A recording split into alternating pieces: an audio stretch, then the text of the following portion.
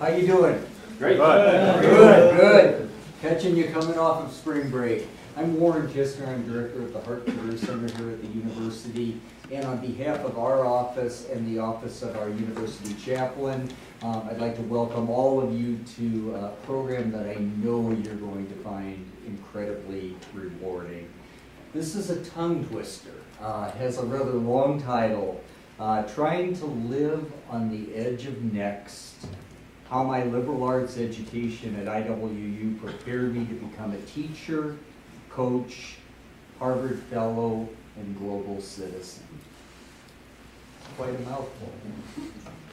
There are those students that you remember, and I have 24 years to think back on, folks. And this young man is a student that I am absolutely delighted to have back on campus because he has been doing some incredible work. He's an incredible person, and I think that the messages that he's going to share with you tonight will absolutely resonate. I had the opportunity today to hear him do a 2-hour presentation for students in education, history, religion, and just those that were interested. It was a lunch and learn, so tonight this is going to be a little bit more focused on a larger group from a variety of different backgrounds. So let me tell you a little bit about tonight's presenter. John Camardella is a proud 2003 graduate of Illinois Wesleyan University. While on campus, John was a captain of the men's basketball team and president of Phi Gamma Delta fraternity. After graduating from Illinois Wesleyan, John began his teaching career at Prospect High School, where he's currently in his 16th year. While teaching, he's completed 2 master's degrees at St. Xavier University. At Prospect High School, John serves as head coach of the boys varsity basketball team and teaches world religion courses. We'll probably talk a little more about that. John began his work on religious diversity through a fellowship with Harvard University in 2016. Originally, John was part of a small team to author the Religious Studies Companion document for the C3 framework to help states and school districts across the country teach about religion in ways that are constitutionally sound and consistent with high academic standards. The National Council for the Social Studies recently published a document making it the first time a national education body has endorsed guidelines for how to teach religion from an academic standpoint. Currently, John works under Dr. Diane Moore as an education fellow through the Literacy Project at Harvard Divinity School. Very recently, I learned through a conversation with John that he was appointed to a writing committee to rewrite the International Baccalaureate curriculum for world religion. No small undertaking. John and his wife Lindy, a 2004 IWU graduate, have 3 children, and in their spare time, I'm not sure when that is, enjoy traveling. So please help me in giving a warm welcome to John Camardella.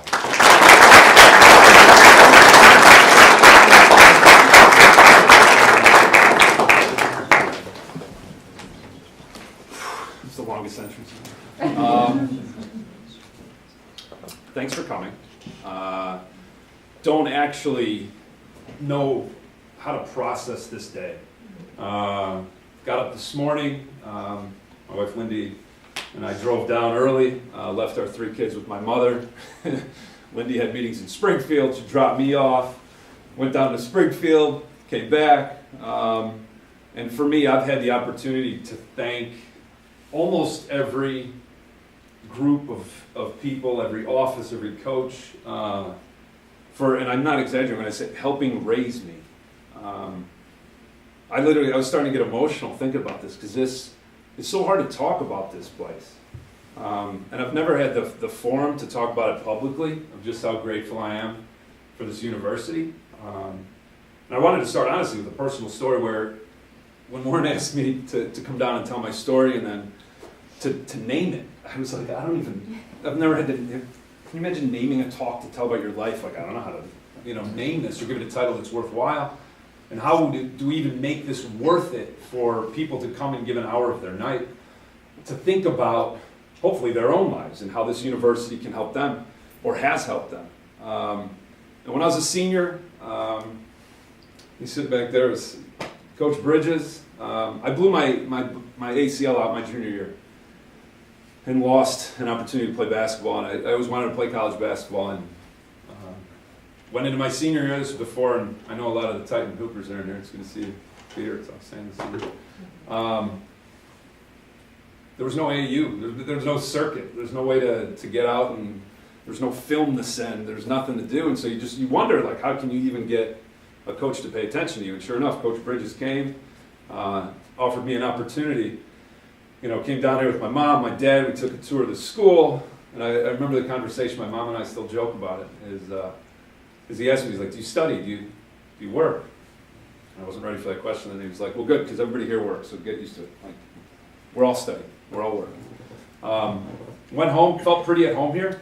And unfortunately, that July, my father passed away. And you can imagine all of a sudden, high school ends, dad's gone, mom's at home, what do you do? Now all of a sudden, Wesleyan we couldn't afford it anymore. And I started having that conversation. I'm like, well, you know what, I'll go to community college for a little bit, and then maybe we could figure this out. And then out of nowhere, we get a call about the Illinois Wesleyan Parent Fund. It saved my life. And all of a sudden, I had an opportunity to come to this university. And so, long story short, when Warren called and had the opportunity today to come down and speak to different people in different majors and multi-faith ambassadors and just other parts on campus, thinking all my memories in the Fiji house, and see some purple sitting back there. And all I hope today is that when we think about our own journeys, wherever we are on those paths, is how do we say thank you, really? And so today, what I thought from this, and with the title, since I was forced to think about this title, is I'm going to ask for a little of your own thought, and maybe introduce yourself to your neighbor. Because what I want to do is I hope some of you just sort of do this. So I'm going to give you 30 seconds. All right, I'm not going to talk for the whole hour. From your own perspective, if you don't know who's sitting next to you, say hello. Right? That's what Wesleyan taught me to do that best. I'll give you 30 seconds, not on the clock. Go. What does it mean?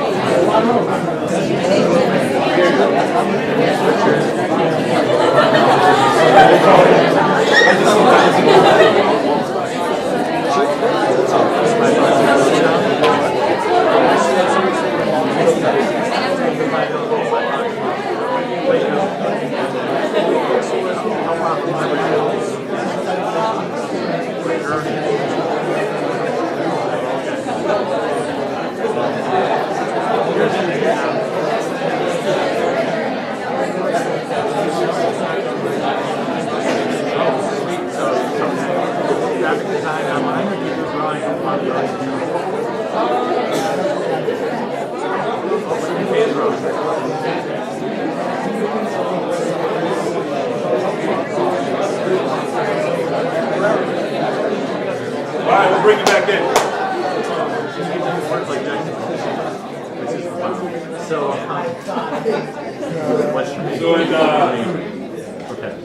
I want to see and I know a lot of people in here. This is great. I won't call on anybody.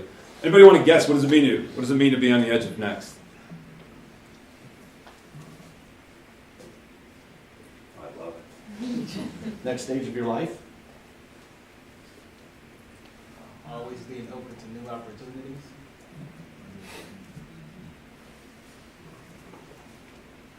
Gonna put some boys on Put them on alert. Come on, man. Matt? To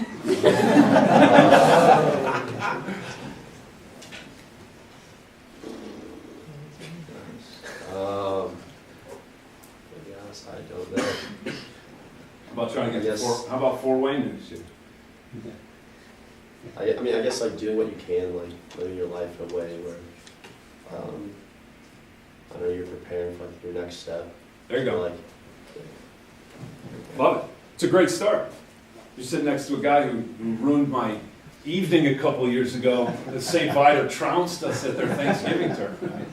There's a lot of different energies I got in the room right now. No, right? This is a good point. So there are people in here that, you know, I want to thank, because people ask me all the time, like, how did you get to where you're at? And I was like, how can I come back to my university that I'm so grateful for and pretend like I did something?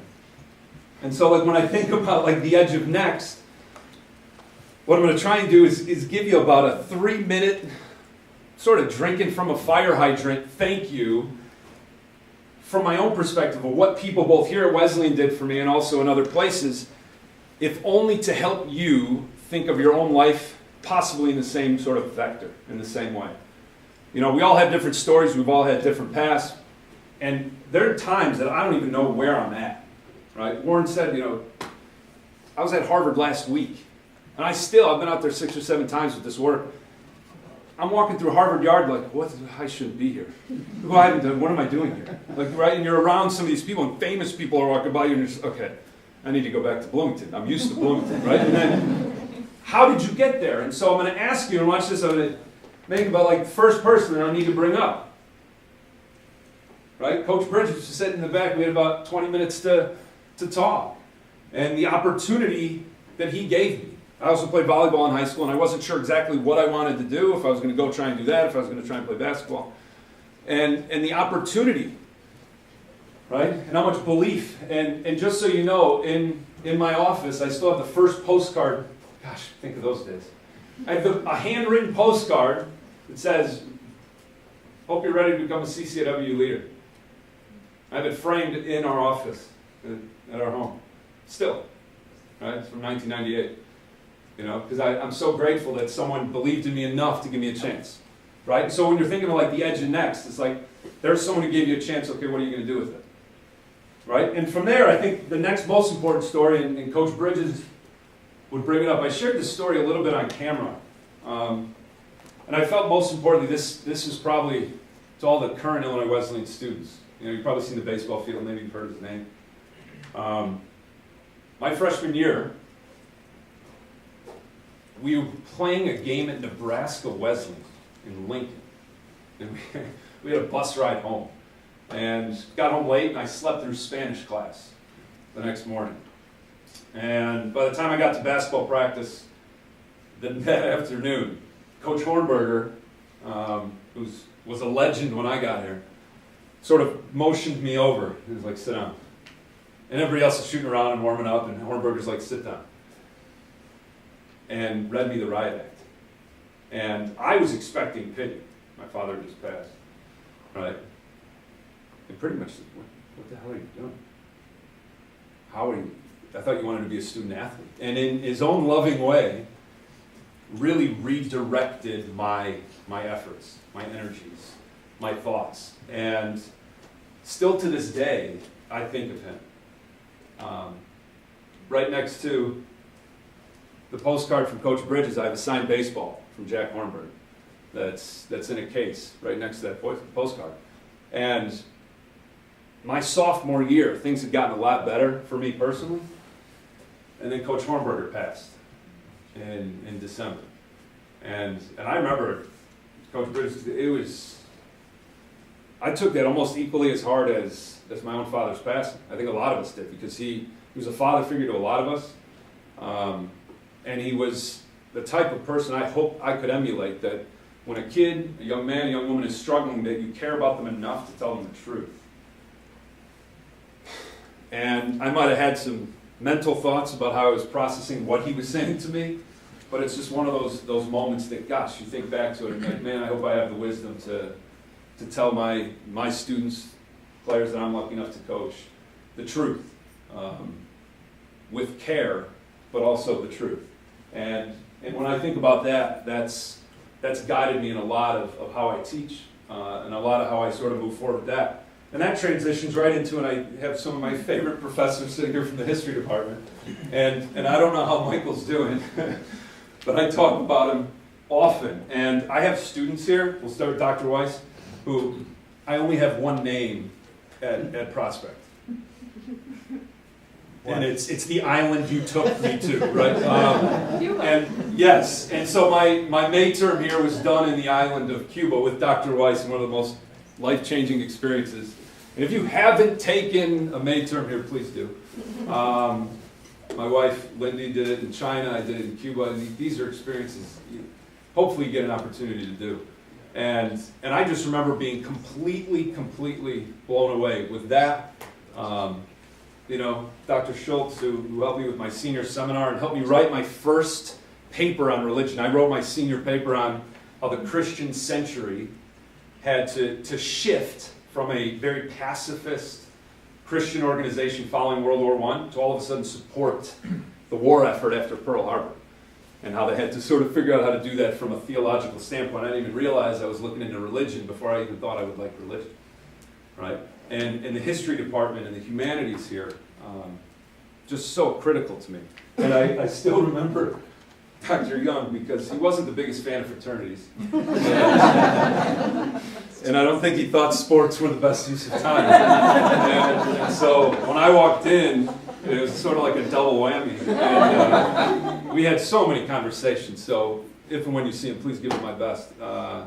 Because what he meant for me is, I always remembered he just would carve my papers up and we would talk and talk and talk. And I think, again, of it often in terms of when you're thinking on the edge of next, is when you're building your life and how you're building your life, that you think back to those people who afforded you opportunities, both to earn your way into a sense of who you are, but then also with the hope that you use this education, use this experience moving forward, right? And how can this Wesleyan experience help you? And I'm speaking really directly to the undergrads who are here. So really appreciated that. Now just to, again, give you some other ideas about where I'm at and how I got to this, is I need to thank another Wesleyan alum. For those who know who he is. This is when I first applied to teach, I got a call from Prospect High School, and we were still playing in the NCAA tournament my senior year, and I got a call for an interview to go up to Prospect. And so I go up to Prospect and sit down, first interview, terrified. His name's Gary Judson. And the first question, he goes, how are you going to guard Chris Jeffries from Wash U? And that was the first interview question of my first interview ever. And I had no idea who he was. And what ended up being such an incredible experience was, he was like, yeah, I was Bridges' point guard in 1984. And I was like, oh. I was like, this could go either really well, or this could go, I wasn't sure how he played it. And so we talked, and sure enough, he offered me a job. And it all sort of started with that. And little did I know, and I think most of you realize this, there are Wesleyan people embedded everywhere. For my alums from Prospect, you realize we pretty much run the social studies department. But they're everywhere else. They're everywhere else. And this just, again, was a perfect example. And for the other Hoopers, Gary comes from a long lineage of basketball legends. His father, his uncles are in the Hall of Fame. His brother Rob is Wojo's assistant right now at Marquette. And so we get a lot of information there. But it's always sort of being on that edge of, who are those people in your life that you're going to be able to say thank you to? Who are those people that you actually owe yourself? So if you look at just my simple story of men that have been in my life quickly, some for a little bit longer, some you see on a daily basis, others you don't. What have they done to help you form who you are? Right? And so Gary retired after 15 years of being my only boss. And the second he retired, I hired him as my basketball assistant. And so if you come to a basketball game, there's Gary sitting, because I couldn't let him go. Right? I couldn't let him go. And we both realized that me having him on staff while he was my boss wasn't good. All right, so now let's try and think of what this prepared us to. And I think most people might know who this man is. This is Archbishop Desmond Tutu of South Africa. And this is where everything starts to pivot. And I try and, again, think of what does it mean to be on the edge of next. And I was in my third year of teaching at Prospect, coming out of this experience in Cuba, starting to understand what maybe cultural diversity, religious diversity looks like, and what is my job, what is my role in trying to advance more peaceful, equitable, just society. So I start getting these little flyers in the mail about this conference that's going to be held on the island of Bali in Indonesia. And I start thinking, like, is this something I do? How do I do this? It's a week in May. That's right in the middle of prepping for finals. I'm untenured. But there's something in me that's like, I think I really need to be there. And I didn't know how I was going to get there. Right? It was about $4,000. I didn't have that much money. I was untenured, but now I start working backwards. And so I go to Gary. I was like, I need to go to Bali. I'm shortening the conversation. And why do I need to go to Bali? Well, there's going to be a conference, an interfaith conference, a peace conference. You know, where is it going to be?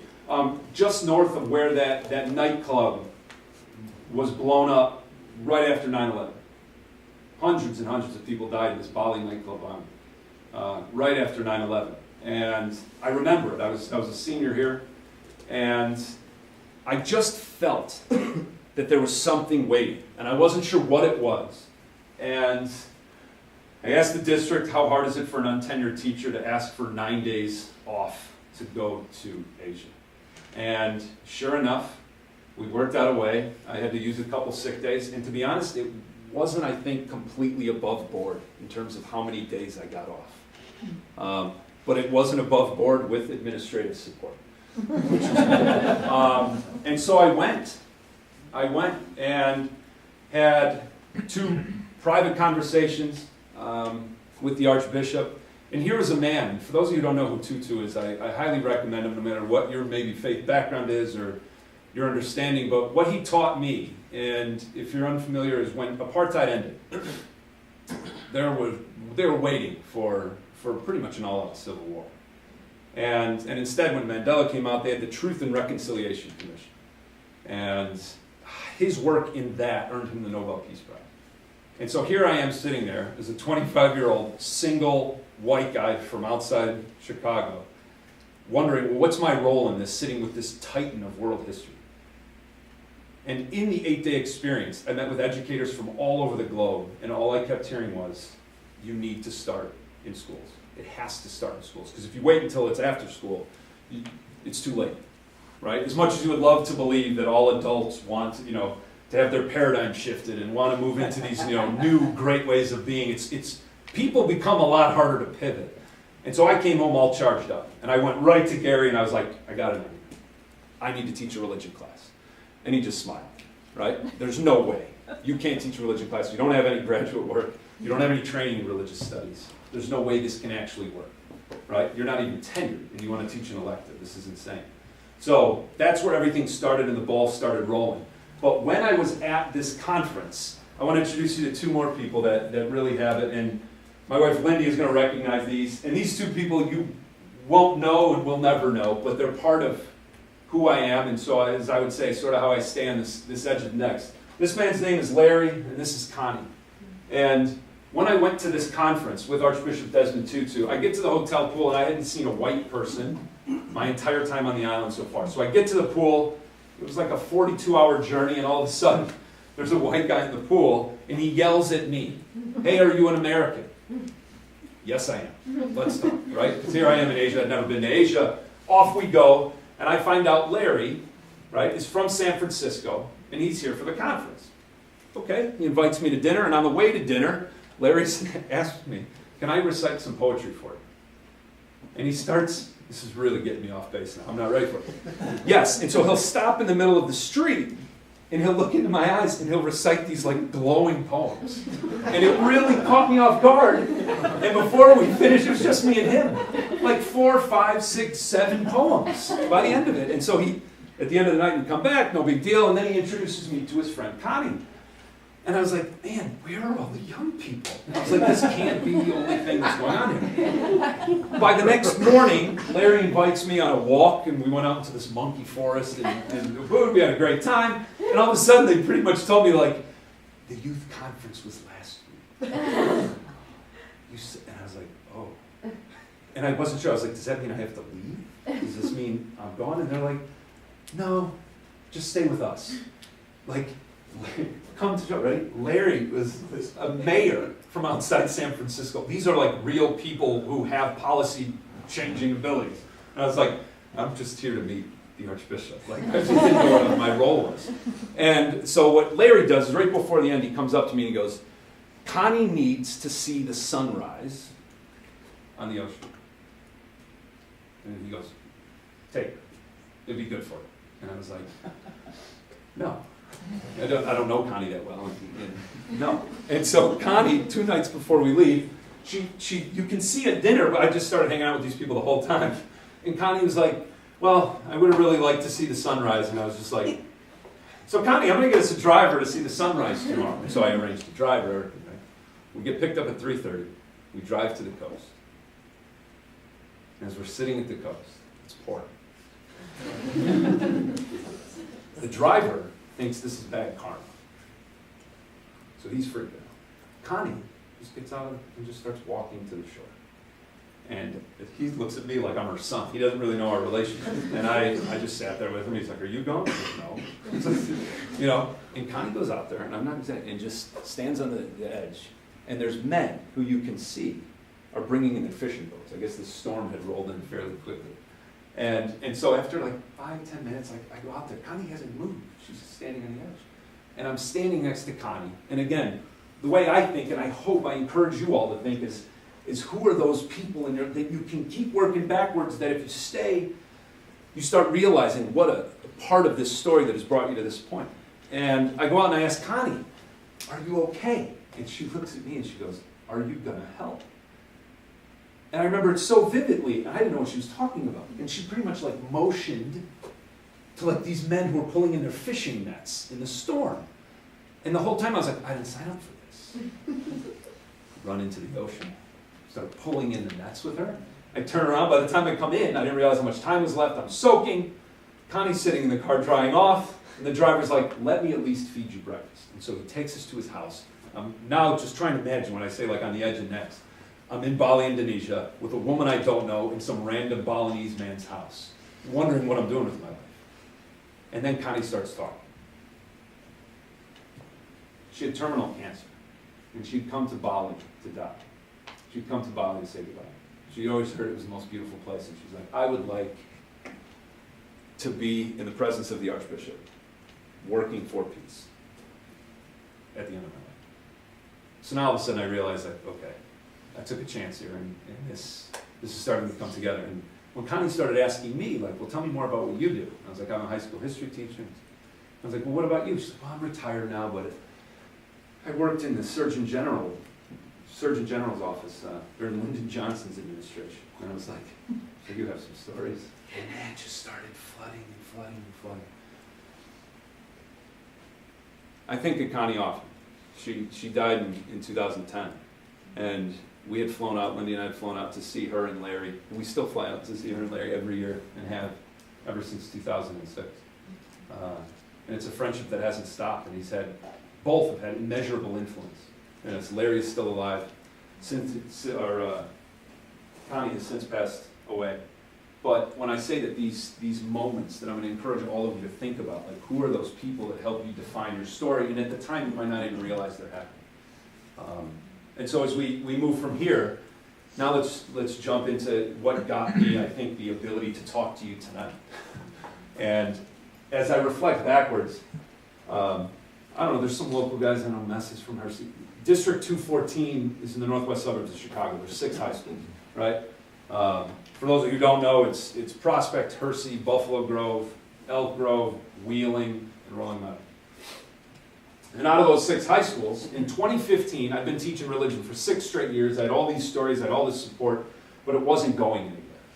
And what I mean it wasn't going anywhere, it was just me, right? I'd had the training, I had the degree, I'd had the curriculum, and I'm always trying to tell people, like, please, come on, we can do this. We can try and help more high school students come in touch with this. Nothing had ever happened. Until I received a random email from this guy named Benjamin Marcus. And Ben Marcus was the religious literacy specialist at the Religious Freedom Center at the Museum Institute. And what I mean by this is, if you haven't been there and you get to DC, I encourage you to go. And Ben had degrees. At the time he emailed me, he was 26, and he had already had degrees from Brown undergrad, Cambridge in England, and Harvard Divinity School. It made me question what I was doing with my life. And as Ben emailed me, he said, I heard you have a religion class and it's my job to try and get this out. It's like, would you come to DC and can we talk? And sure enough, thanks to all the support I had up to this point, Ben's email turned into real, finally, actionable information. So he said, I'm assembling a team to write a set of standards for how to teach about religion from an academically sound, constitutionally sound standpoint. He goes, no governing body in terms of curriculum has these. The American Academy of Religion does, but that's predominantly for college. There's nothing in high school curriculum that tells high school teachers how do you do this and do this well, respectfully, and constitutionally.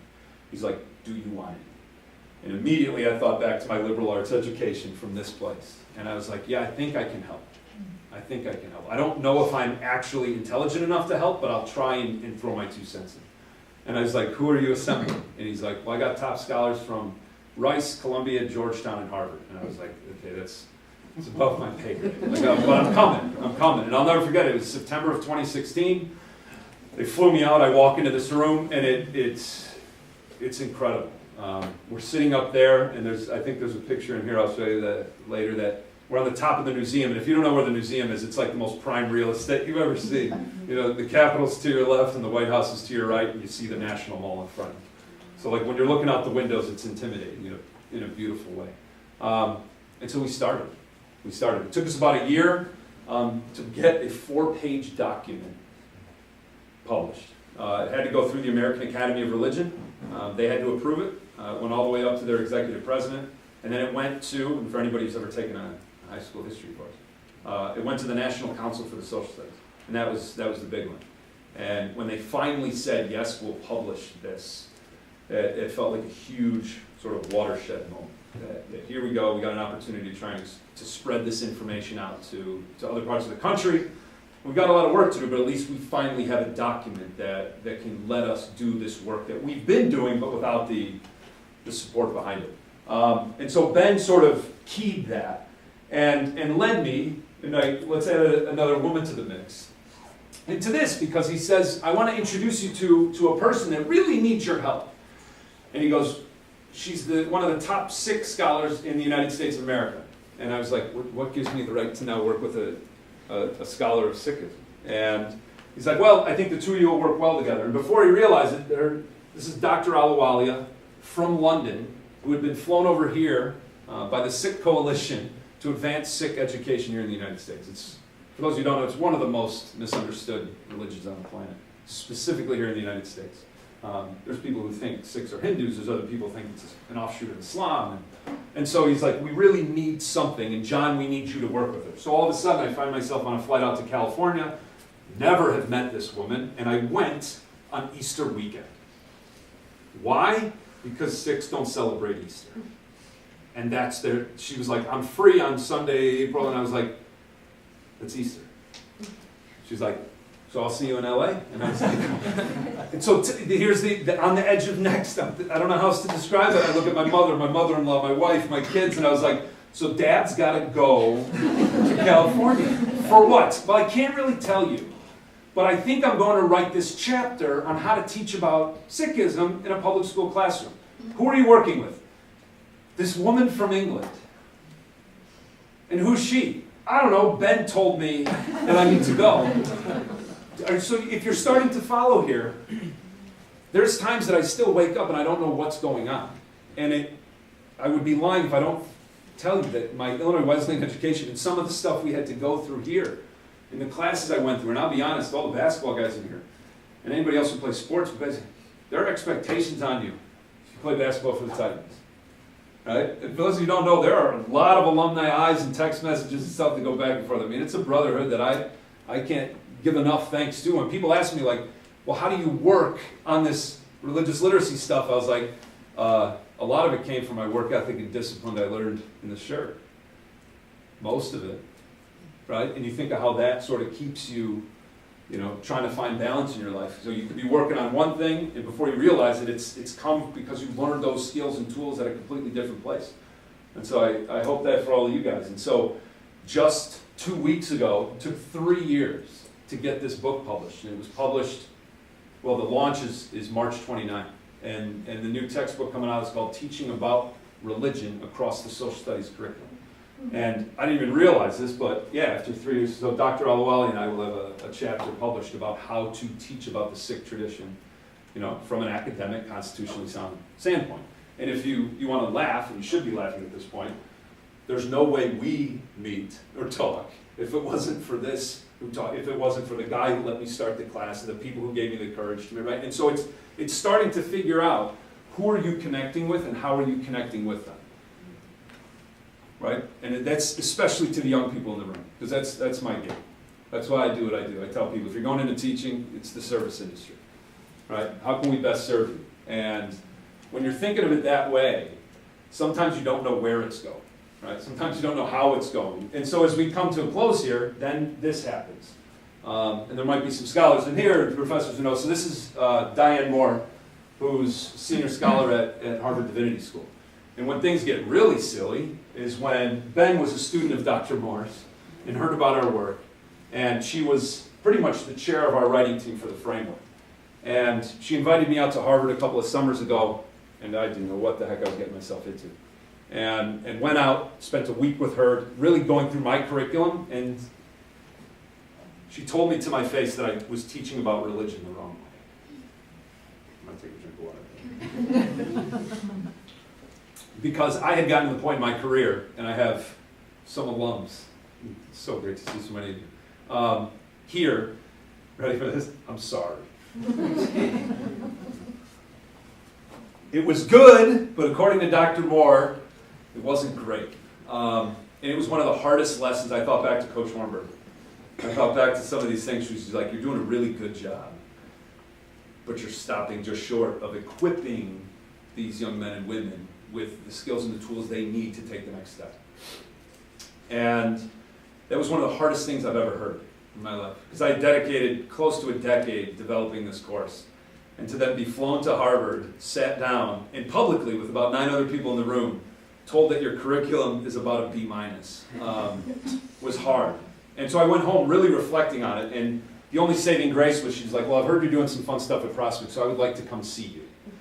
And that was one of the coolest moments of my life, because then I got to go back to my administration. Like, the senior lecturer from Harvard Divinity School is coming to co-teach with me at Prospect.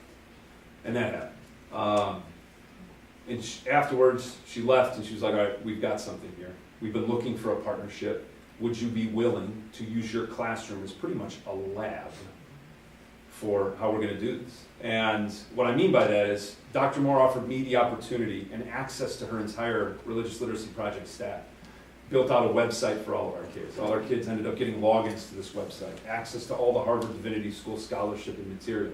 And so what I would do is I would get this, adapt them to the cultural studies method of how to teach about religion, and then report back. We did that for an entire year, and just this past semester, we had Harvard scholars in my classroom 3 different times. We rewrote most of the curriculum to sort of approach this new way to teach about religion. And when I say this, sort of like the rest is now almost history. And all I can say to you is when it comes to this idea again of how do you know where you're going to end up and when you're going to get there, I just wanted to pause for a second. And with your permission, I've got a couple of short videos, but this one in particular is one that I showed at the National Council for Social Studies when I presented last year. And what I did on Instagram was I threw out a request to any former alums. I was like, in 15 seconds, who are you, where are you at, and what did taking religion in high school mean to you? We need some help, right? And because I'm going to show this to the National Council of Social Studies presentation, and I just want people to know what it feels like. And I felt like this would be a good time just to feature the only reason I do any of the work that I do is to try and advance sort of this deep democracy and really informed citizenship that I hope we can continue moving. So here are some alumni from my high school, just a couple of minutes.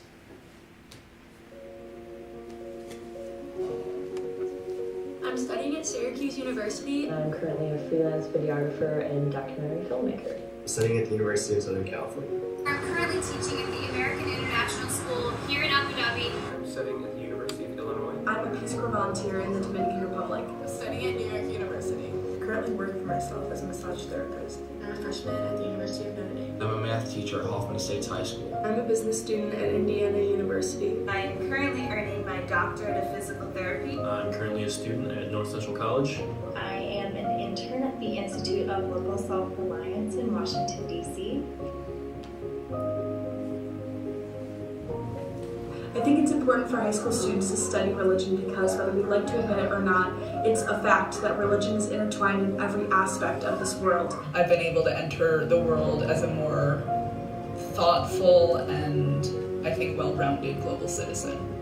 World religions taught me how to be compassionate and how to fully embrace people for who they are. For me, it was the first time that I was exposed to any sort of religious teachings, and it was probably the most influential class I was ever a part of. Studying religion challenges students to step outside their comfort zone, which is something that everyone should aspire to do. When we push out of our comfort zone, that's when we grow and learn the most. It really broadens their mind and shifts how they think about the world around them. Learning about religions gives you better human understanding and broadens your ability to connect with others on a much deeper level. It opens up an entire world of understanding that isn't typically found in the classroom. It's allowed me to join the conversation in a changing world both socially and politically. It also allowed me to better interact with my classmates and peers, many of whom came from different religious backgrounds than I did. It creates connection and compassion across these perceived divides of us and them, which our world really needs right now. Religious traditions are so tightly interwoven into the fabric of human society and culture that not ensuring the religious literacy of today's youth will be putting them at a serious disadvantage later in life. If we want to create more global citizens and inspire cultural awareness, it's imperative to incorporate religious education into our schools. Diversity presents itself in so many more ways than just the color of our skin, and I carry that with me every day. Honestly, if it weren't for this world religions class, I don't think I would be the same person I am today. I'm extremely grateful for taking world religions, especially at 18 years old. I think being 18, you're still pretty young. It can still influence what you do in your life, and it's definitely influenced who I am and what I'm doing right now, so it's a wonderful class. So we showed that. And I sort of countered in the same way I'll tell you now. Think of what we require of our students, right? And I shared this a couple of times today. We require regular literacy, right? We expect students and people to be able to read and write. We expect financial literacy, right, in our society. So much, think of what we do for that, right? Social cues, social emotional literacy, how to treat people, we expect, right? Even think of how many times, especially now, social media literacy, knowing what you put out and what you don't.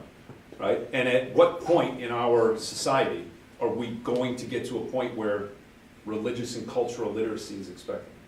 Is that these mistakes don't happen anymore, right? That we've come to an awareness, we've come to a place where we don't have to uproot who you are, but we definitely can equip you to engage in the wider world with it. And this is where I'm going to come to a close for at least this presentation point. And if any of you saw me, I was down in Tommy's, who I just found out stopped serving beer this year. And it's my only complaint all year. So anyway, I was down there, and as soon as I talked to Coach Rose this afternoon and found out that some of the Hoopers were coming, I was like, all right, I wasn't going to make this part of my story, but on the edge of next, I figured I'd add a little basketball angle to this. And it's the last story I sort of share, and so this is where we left off. And I started off my morning presentation with this, is we have a large Turkish Muslim population in the Mount Prospect area. Very, very large mosque, serving about 5,000 families. And 3 summers ago, I got a call from the mosque, and it said, hey, we're running a basketball camp. I swear to goodness, the director of the mosque goes, we heard you do the basketball. I was like, what can I do for you, man? And he goes, we have a community member that's putting on a basketball camp for Muslim youth. They go, we need a guy who understands Islam, who's been to Turkey, and who knows basketball. And I was like, what do you need? I was like, I'm here for you. He's like, we need you for 2 days, and we need you to run our basketball camps. He's like, our community member's going to be there, he's funding it, he's doing all this, but he doesn't want to direct it all. I was like, okay. And I walked to the mosque, meet with the director, he's like, yeah, the guy will be here in a second, don't worry. And this is the guy who walks in the door. All right, so Enes Kanter walks in the door, and I was like, I did a complete double take. I was like, no. And for those of you who don't know, this is probably going to be the most powerful part of the whole story tonight. It's for everybody, but I think the basketball guys might get a little extra joy out of this.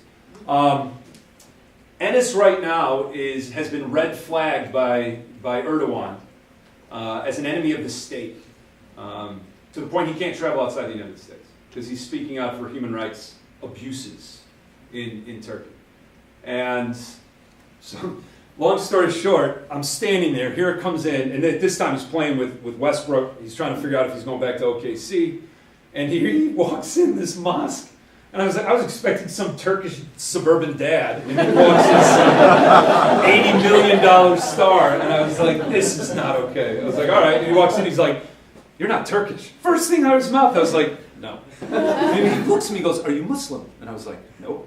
And then it was this real awkward moment of like, what the hell are you doing? So I told him, I was like, Enes, first off, great to meet you. I was recruited by your people. Okay? The only reason I think about this, like on the edge of next, this is the silliest moment maybe in my entire life. My whole life, this is the craziest thing that ever happened to me. And he was like, well, hey, thanks. Let's work this out. And by the end of it, he was sort of surprised that here's this head basketball coach who was literate in Islam, who understood halal, who understood his fasting during Ramadan, who understood his native Turkey. Right? And he was trying to figure out, like, well, how does this work? And I was like, well, I'm just interested. It's fascinating. I think it's critical that you and I can stand here. I'm a non-Muslim, you're Muslim.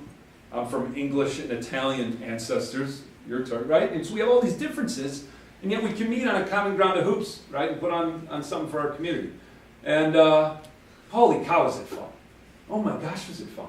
Well, then things get really crazy, and I thought I would show just a few pictures here to sort of bring things full circle. You know, last summer, he played for the New York Knicks, and before they tanked this year and traded him away to Portland, I got a call in the middle of the day from his agent, who has an office in Mount Prospect. And he was like, hey, Enes wants to stop by and say hi. And I was like, no, he's like an enemy of the state. You can't walk him into a high school right now. Like, it's the middle of the day, I'm teaching. He's like, okay, good, we'll be there in 15 minutes. I'm in the middle of lecturing. And then all of a sudden I was trying to figure out, and I teach all seniors, so I just looked at him, I was like, stay here. I need to go talk to security. And you know, school security is through the roof now. And I just said, I go, a 6'11" guy is going to walk in through these doors. He's just coming with me. Right? And I was to the point, I was like, I don't even know if he has ID. Right? I said, does he have ID? Does he have a green card? Does he have his passport was revoked? Like, who does he even show? I was like, I don't even want to get into this. Like, so we walk him in, and my kids start talking like, hey, what's it like? He got in a big feud with LeBron last year, and he's sort of a dirty player, and I like it, and it's just sort of and so he comes in, and my guys, all of a sudden, I just watched my class. They're asking him questions. How hard is it to play while you're fasting during Ramadan? And he's like, what? Right? What does it feel like, when you hear the Quran recited versus read it? What's the difference? And he's sitting there, he's like, I'm sorry, what? And he didn't want to leave, right? And he's a hooper, and all of a sudden he's more intrigued than this. And so what ended up happening is that Enes decided to host his Chicago basketball camp at my high school last year. And I made him a deal. I go, all right, Enes. I was like, I'm selfish. I just want it to be Prospect people. And he looked at me and he's like, really? And I was like, just 1 year. We're doing it again this year. But I was like, can it just be my program? And the girls' program, obviously, but just Prospect people. And he said, okay. And sure enough, I had a former student who took my class, who talked to Enes's team, and she ended up putting together about a 4-minute documentary. If there's ever anything that could help define like who I am and what I'm trying to do, and encourage all of you. I think Illinois Wesleyan, I'm biased, I'll say it. What this university does to support people who have multiple interests, just thank you. Because trying to explain to people that you absolutely love hoops, but that you also love Turkish coffee, sometimes just it's not always received with, oh, great. And I felt that while I was here as a student, and even more now as an alum, looking back at future generations coming through this institution, I don't know how Wesleyan does it, or if you've even put a pamphlet together, because being involved in so many alums' lives who come back and say, I had a good college experience, but it wasn't great. Right? And I wanted to take this class, and I wanted to do this, and I wanted to travel, but I couldn't. It didn't work. I would have had to take 5 years. I would have had to stay 6 years. And when I tell people that I traveled, that I student taught, that I got my major, that I got my minor, and I was out in 4 years, they don't believe. They're like, what fake degree did you get? And I was like, no, Wesleyan meets with you, and they care about you, and they focus on you, and they make it work. And so to everyone in this room, my professors, Career Center and athletics and everything, just admissions and financial aid, and like all the people that I can just say thank you is like, every time that I get up, and you know, my wife being an alum too, just, there's no real way to say thank you every day, but it's seriously, like if our life can be anything, it would just be a chance for all of us to sort of wear that. And I'm so proud I got all this new Wesleyan gear. You know, just to sort of wear it and let us try and allow our lives to be a testament to what this university provides people. And so what I wanted to show is this, it's about 4 minutes, the last one, and it's Enes talking about both religion and hoops. And so you're going to see how basketball works, but you're also going to see how the rest of life works. It's like a perfect thing. So a few minutes, and then I'll open up for some questions.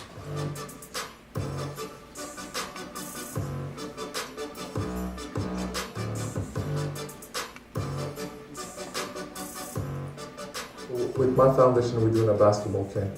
Planning to do around 15 of them this summer in 15 different states. So we travel city to city to play basketball with the kids. Let me steal it. Oh, are you kidding me? I think in a real young age, where 9, 10 years old, I'm putting myself in their shoes. And if an NBA player comes and then show us some couple of basketball moves and just talk to them about not just on the court stuff, off the court stuff, I think it will be a really cool thing. My name is John Camardella. I am the head boys basketball coach here at Prospect, and I teach a world religion elective for juniors and seniors. I've been following Enes's career since he was drafted by the Jazz, and I've always been impressed with who he is as a basketball player. His work and what he stands for off the court has always appealed to me.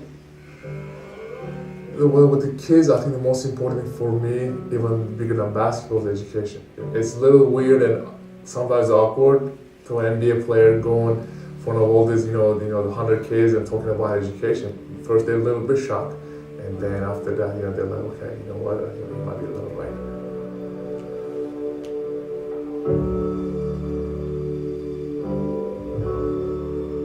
right. I think so many times as an educator and a coach is lecturing and reading, maybe watching some film, that you always appreciate that type of learning. But when you had a chance here to meet an NBA star and to just hear what life is like for them, both on the court and off the court.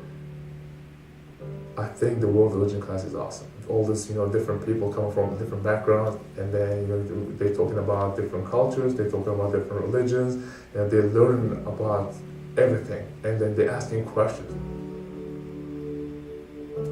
Because my students were trained in understanding that Enes was an authentic voice for being a Muslim during Ramadan, they also knew that he wasn't an exclusive voice, so that he was talking for his own personal experiences. And my kids were able to, I think, put a face to everything they had studied, while also not conflating it with all Muslims or all people from Turkey. I went to prep school in Silicon Valley, and I went to college in Kentucky. With America, with their education system and everything, I think it's getting better and better every year. I think with the kids, I learn a lot, not just school books, about life. It's really important to students learn all these things in schools, because so when you get older, so you won't be closed-minded, if you look at it right now, I'm from Turkey, from America, he's from Africa, he's from Europe, whatever. We are coming from different backgrounds, different religion, different backgrounds, different color, and tall, short. I think what I believe the most important thing is leave your differences on the table and try to find what we have in common.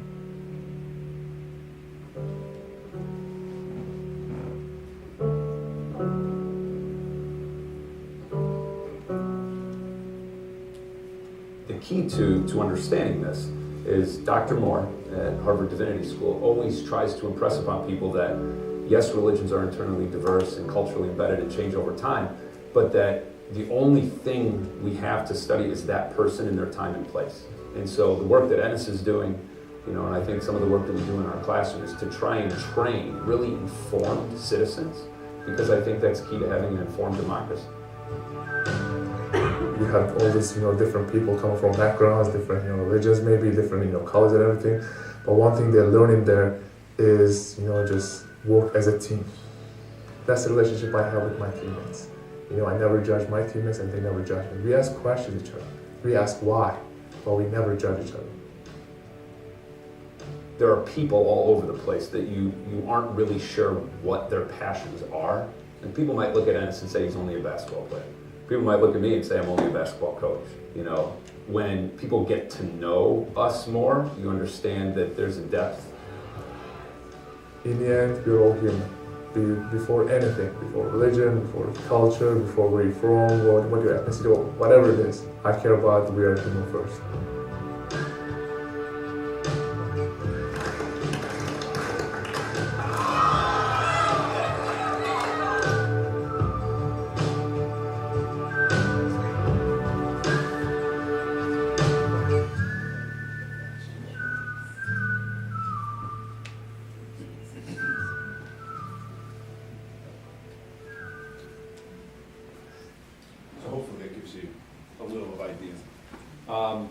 So I think I'd just like to pause here and sort of open it up. And any questions, any comments of where we're at? Yeah. So you teach world religion to juniors and seniors? It used to be, and I have quite a few alums on both sides. So it used to be juniors and seniors, and 2 years ago it became senior only. We didn't have room for the juniors, so now it's been senior only. Yeah, that's it. I was going to ask if it was a cumulative 2-year course or. Yeah, that's a great question. So it's 40 weeks now, and so the part that it now is, and I could actually bring this up if you wanted to see it. So what we've been able to do is we've partnered with Eastern Illinois. I wanted to sort of show this is we now are offering what's known as dual credit. And so based on my graduate work, I'm now an adjunct faculty member through Eastern Illinois. And so when the students take the course, they get Intro to Religious Studies credit, 3 undergraduate credit hours. The nice part is it's a huge cost-saving measure. And so it won't transfer to all schools, but especially students that are looking to maybe get a start at it. Community colleges are definitely state schools. They pay a $50 registration fee, and that's it.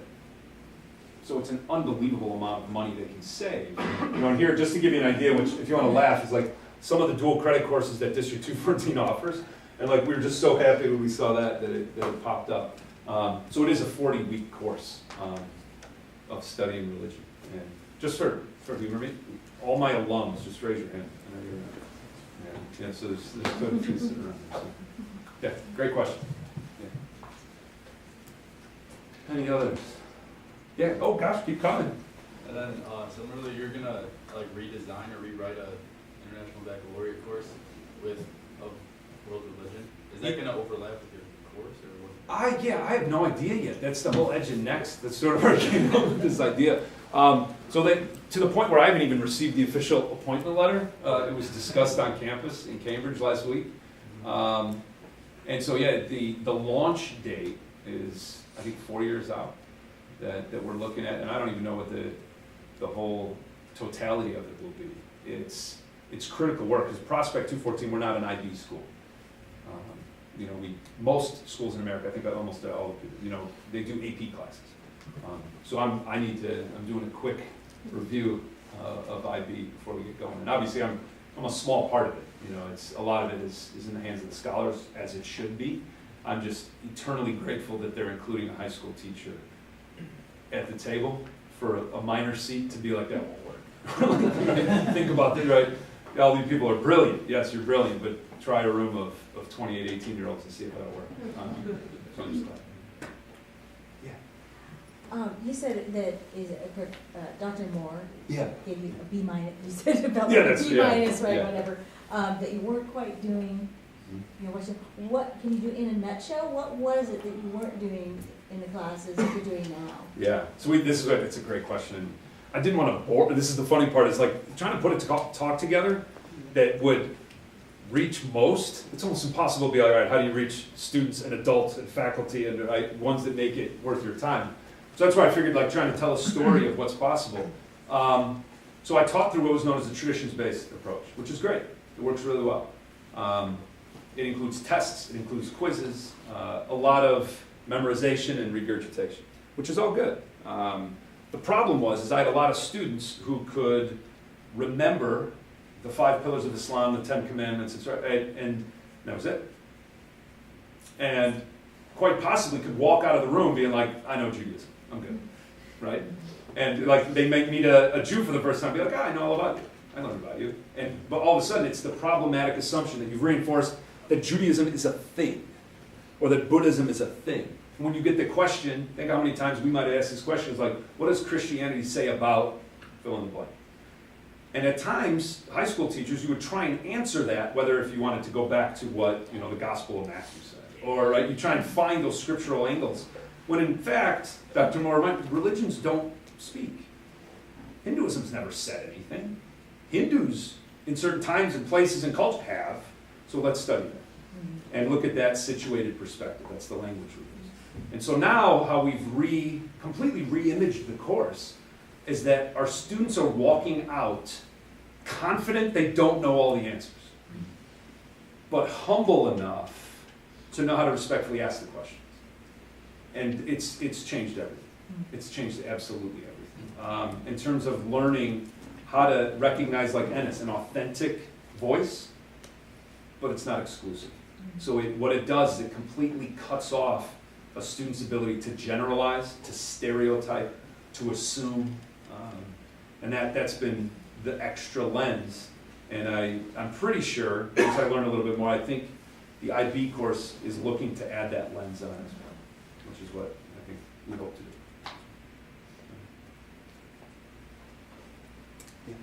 Thank you so much for the opportunity to think about our lives in this way. Sure. And to think about the people who have helped us to become the people we are. And I just have to say, Diane Moore was my university chaplain when I was a first year at Wellesley College, and then she left to go to Harvard. And she's one of the people who would be on my screen. So I just wanted a wild kind of connection. But make sure you contact her. I talked to her about you. Okay. All right, yeah. Awesome. I want to talk more about it. Yeah. That's such a great connection. Yeah. Different question. We just started a world religions class at Illinois State. Yeah. And we're just battling through the first semester, and we cobbled together our curriculum, and knowing that we're going to have to tweak it. But can we see your curriculum? I'll give you everything I got. Yeah, for sure. Yeah. It's such an honor to like give it away. And I did a lot of it this morning for about 2 hours. You mean you taught it this morning? Taught it, yeah, and shared resources. And the most important thing is, and for all my former students, like no more quizzes, no more tests. Like it's not a trivia game. If you can remember the 10 Commandments or what order the Gospels are in. Like it's just that's not what makes you religiously or culturally literate. In terms of their importance to know those things, and we still teach those things, but that's not what we assess, if that makes sense. No, So, that does. I mean, yeah. we're doing something. Well, I just let the machine assess that crap. Right. And then we do other stuff. But I'd like to. There are any number of questions that For sure. I'd love to talk I'll about. stay as long as you need tonight. Great question. Yeah. Which resources at IWU were the most useful while you were here?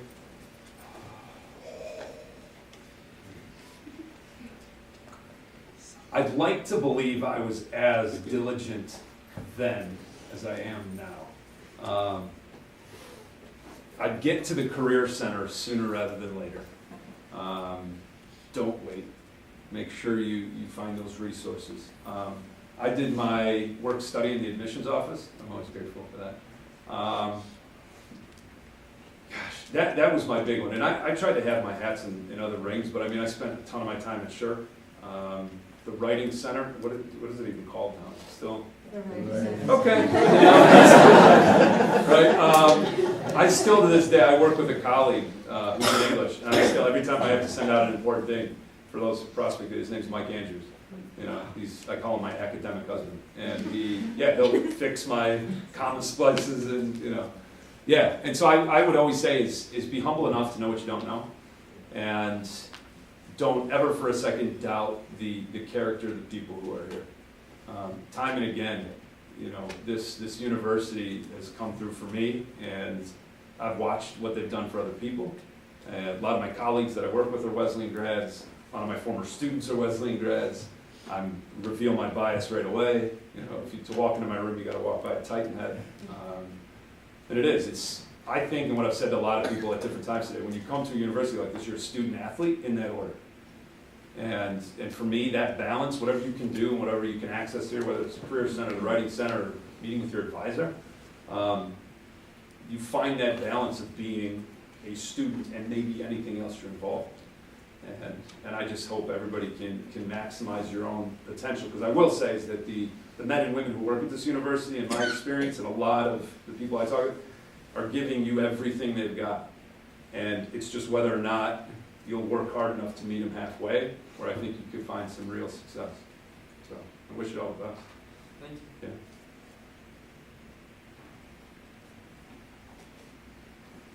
And last, well, just know I'm happy to stay. The one thing I did want to show was the last slide I added in this. This is just the thanks pretty much to my front row. And we have to Photoshop you in, Scott. I mean it's not everybody's in this picture. But when I say this, I don't say it lightly when I say that this place literally helped raise me.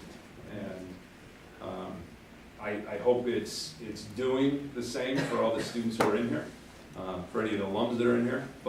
And I would also say, if you're a student in here and you're like, well, I don't know if I'm having the experience John had, it's like, I would start by thinking about what you're doing. And if you are in fact working to capacity, and are you accessing the men and the women who are at this university who are here, honestly, to serve you in your own education? And if you're not, why not? And if you're not, how much longer are you going to wait? Because I will say that, this is my work, but you guys are probably all going into fields, most of, probably not in religious studies, I'm guessing. But I would talk to a lot of my alums, they use this in everything except religion. And that's the critical part. So I just hope, when I walked in here, and I can end with this, and then I'll stay if anybody wants to talk afterwards, is Minor Myers did my graduation. He passed away in between my graduation and my wife Lindy's graduation in 2004. And we still bring up the line of go forth and do well, but more importantly, go forth and do good.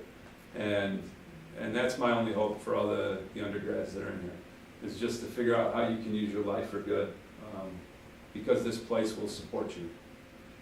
This place will give you every opportunity if you'll access it. And basketball team, let's go. I told Rose I would say that, like, CCIW Bridges is right behind you, the Legends behind you, so don't watch yeah, I'll be at games again. The North Park game is good, but more of that.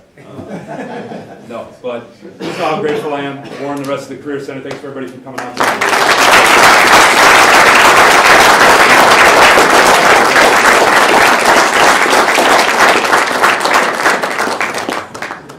On behalf of the Office of the Chaplain and our office, we'd like to just extend a token of our appreciation.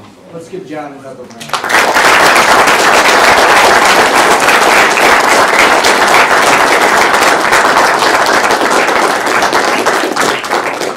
He will be around if some of you have individual questions, but thank you all for coming out. Yeah.